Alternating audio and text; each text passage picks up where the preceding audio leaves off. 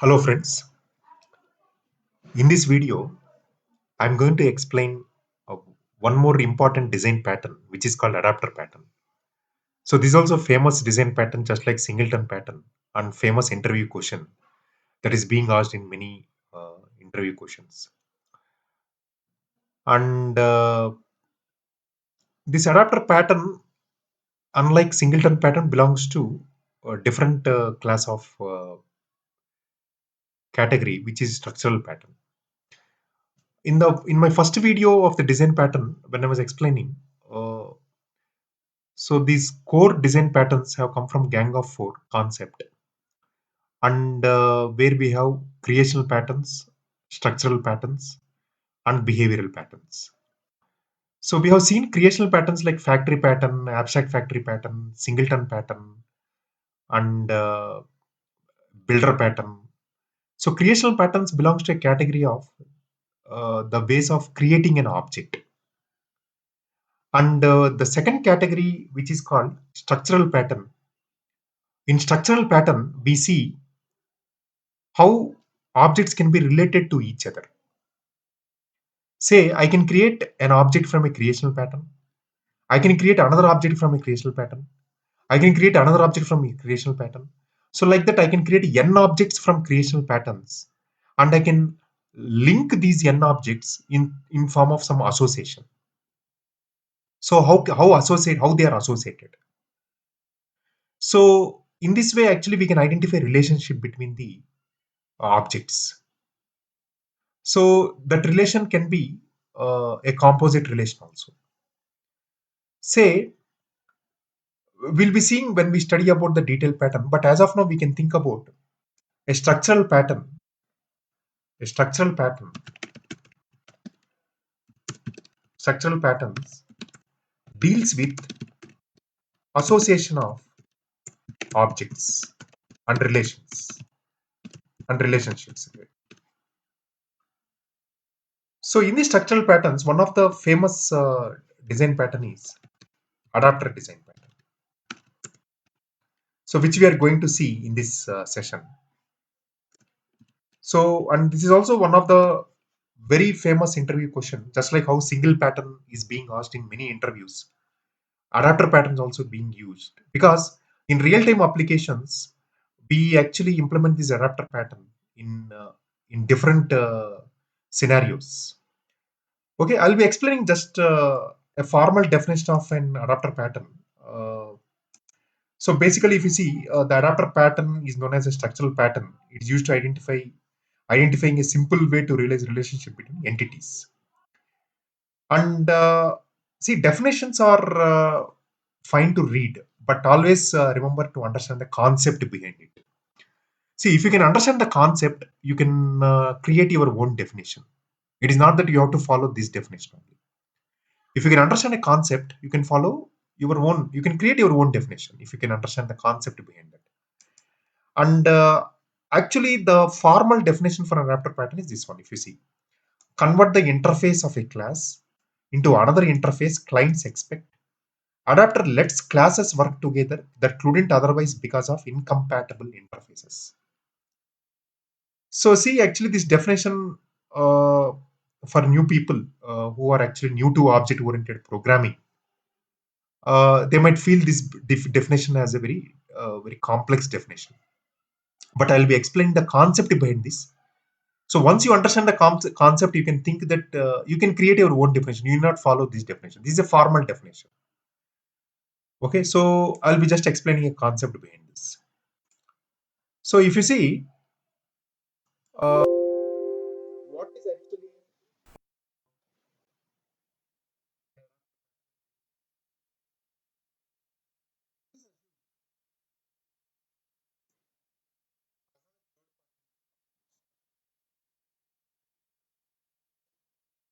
so this is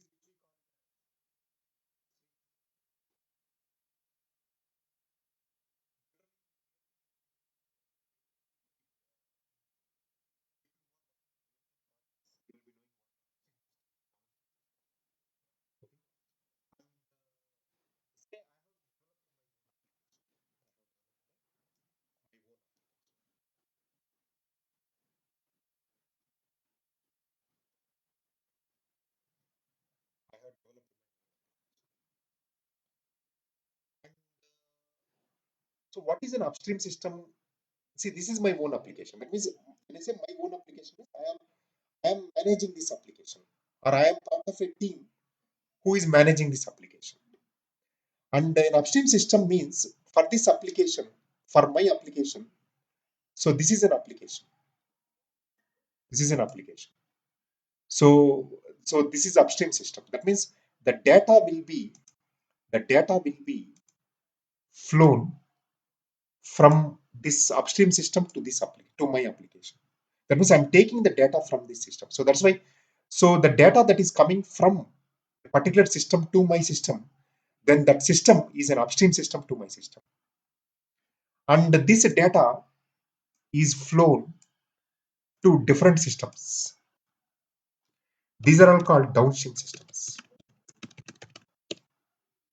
So that means when I send the data from my application to other systems, so those are all called downstream systems. Those are downstream systems to my system. Okay. Now, what do you mean by here data? So data can be, it can be actually the data associated with some attributes. So a business level data or a field level data, anything.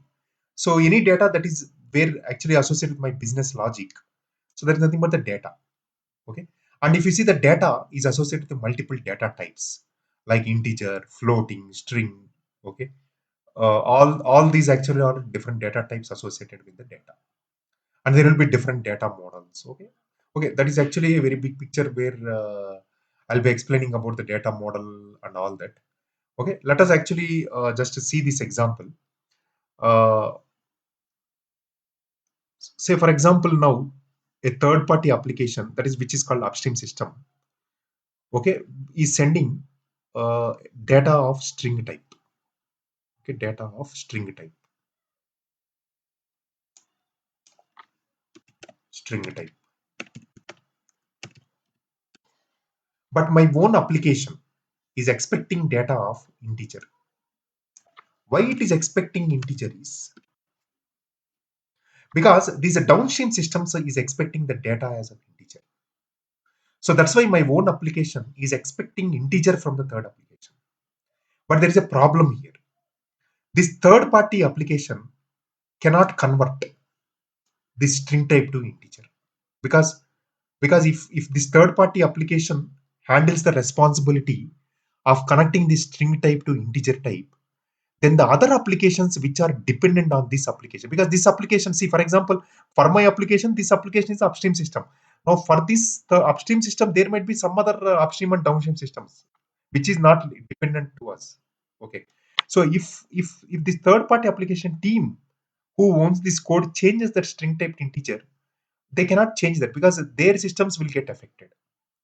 And my own application, I also cannot convert a string to integer, because if I convert string to integer in my own application, again these downstream systems also will get impacted.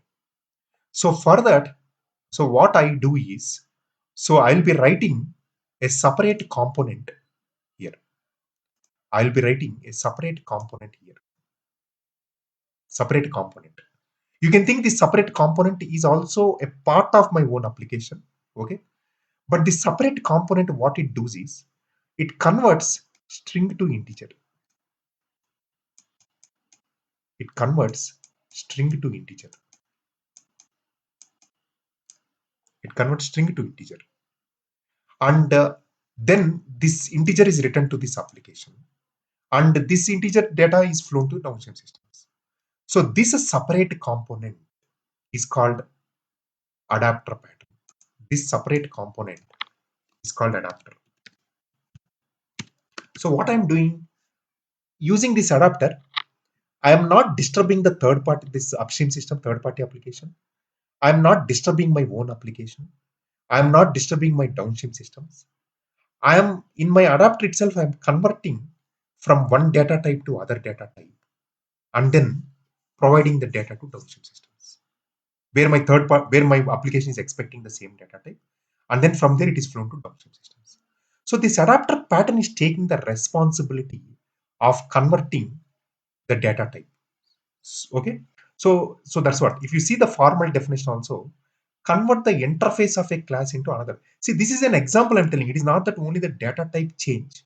It can be anything. Even it can be even a model change also. Here I'm just taking a simple example like a data type change, but can be a model change. Okay. Even it can, so I can convert one model that is being sent from third-party application to a different model that my own application is expecting. So when I say model means it is a complete data model. So a data model is associated with multiple attributes. Even the attributes also can change. So my adapter will take the responsibility of converting all that. Okay. So this is what we call even for example, if my third party application is sending some field names with say, for example, field 1, field 2, field 2, like this. Okay. And my own application is expecting data like field underscore 1, field underscore 2, something like this. There is a change in the name. If you see, this is a different variable name, this is a different variable name. Okay, in a programming perspective. Okay, now my adapter will take care of converting these field names. So that means even that's what I'm telling. The data model change, everything my adapter will take care of responsibility. So if you see, this adapter design pattern is linking this third party application object to my own application object. So through this adapter pattern, I'm linking this. So that's why it is called as a structural pattern. It is called as a structural pattern. It belongs to a structural pattern category. Okay. Hope you are clear with this concept. Okay. Now, if you see, I'll just actually quote an example. Say basically what is an adapter? So in real time, say for example, we have this generally adapters. We come with this electrical field. Okay. We have a plug, we have a socket and adapter. Okay. So this adapter, if I have an adapter, I can fit my plug and socket in any way actually. So adapter will take care of that one.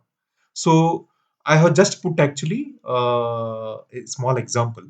So where say we have a plug. Okay, so a plug. So a plug has a specification. It is a 3-pin plug actually. Okay, it is a 3-pin plug. Okay, and then I have a socket. Okay, this socket expects 2-pin power actually. I have a plug with 3-pin, but my socket expects 2-pin power. So for that, what I do is I just take, I write a socket adapter class. So I write a socket adapter class. So it will take the power, it will take the power, says for example, this plug is a 3-pin plug. My socket is my socket expects 2-pin power. So I take actually a socket adapter. So what it will do, it will actually convert the power converted to 2-pin. Okay, it will take a 3-pin. So it will take a 3-pin. What you say? 3-pin plug. It will take a 3-pin plug. So in between there will be a socket adapter. Okay, and my socket expects a 2-pin power. So in this way, this socket adapter is converting this power converter to 2-pin. 2-pin. So what it is doing? So socket adapter extends plug. So when I say socket adapter extends plug, so here what I'm doing, it is getting input. It is getting input from plug. So what is plug? Plug is a 3-pin. So it is taking, it is getting the power from plug and converting. The power is converted to 2-pin plug power. Okay. Okay. Now suppose I can change this socket adapter to a new socket adapter also. So I can change it socket adapter, new socket adapter, and I can actually convert this power again. I can convert this power according to the plug and socket. So in this way, my adapter will actually be helpful in converting the data from one object to another object. So it will act as a middleware component. So that can take the data from one component and convert to the other component specification. Okay, I'll just run this program. You will see here. Okay, so if you see, so first with my old socket adapter, I have converted 3-pin power converted to 2-pin, and I have put a new socket adapter. So 3-pin power converted to 2-pin newly. Okay, so in this way, my adapter, it is quite simple. So if you understand this concept, so you can actually follow any kind of adapter pattern, you can implement that. Hope you are clear. Any questions you can put in comments. Okay, thank you.